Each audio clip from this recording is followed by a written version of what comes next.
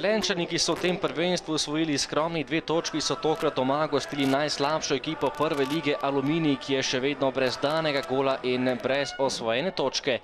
Prva priložnost tekme je pripadla domači ekipi v rdečih dresih. Z ogromne razdalje tokrat poskušal Jahič, v nadaljevanju akcije pa je velenjska ekipa še naprej poskušala, na koncu pa Firer ni uspel premagati vratarja Murka in ostalo je 0:0.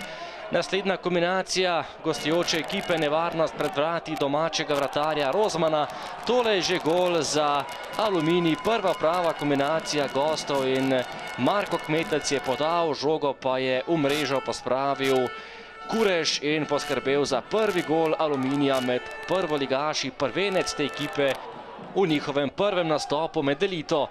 Potem do konca prvega polčasa nekaj napadov Velenjčanov, na pravem mestu je bil Murko, tole pa je bila velika nespretnost domačega moštva. Žogo je Murko izpustil, vendar Bratanovič ni zadel prazne mreže in ostalo je pri vodstvu gostov. Do konca prvega dela še odbita žoga in poskus oddaleč Šindika, sliko pa smo že v drugem polčasu. Zadetek za Velenjčane že v drugi minuti nadaljevanja. Bubalović je zadev za 1:1 in Velenjčani so, lahko rečemo, sanjsko začeli tale drugi polčas. Tole je že nova priložnost. Črnčič je streljal po podaji Bratanoviča, vendar zgreši vrata. Naslednji je poskušal Marko Drevenšek, izjemno slab poskus tega nogometaša.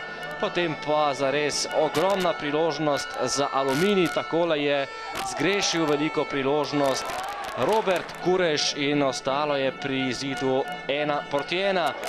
No, potem pa naslednja akcija in poglejte si tale zadetek. Velika zmeda v velenjski obrambi in nespretnost tudi vratarja Rozmana je potrebovala k temu golu.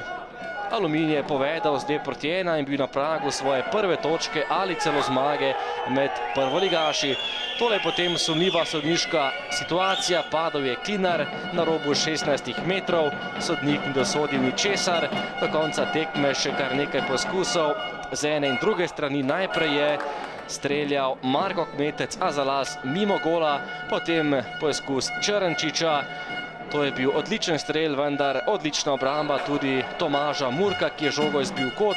In še zadnja akcija tekme, sodniški podaljšek, priložnost za potrditev zmage je imel na nogi Marko Kmetec. Tudi tokrat je Kmetec zgrešil, vseeno ostalo je pri izidu 1:2 in prve 3 točke za ekipo iz Kidričevega.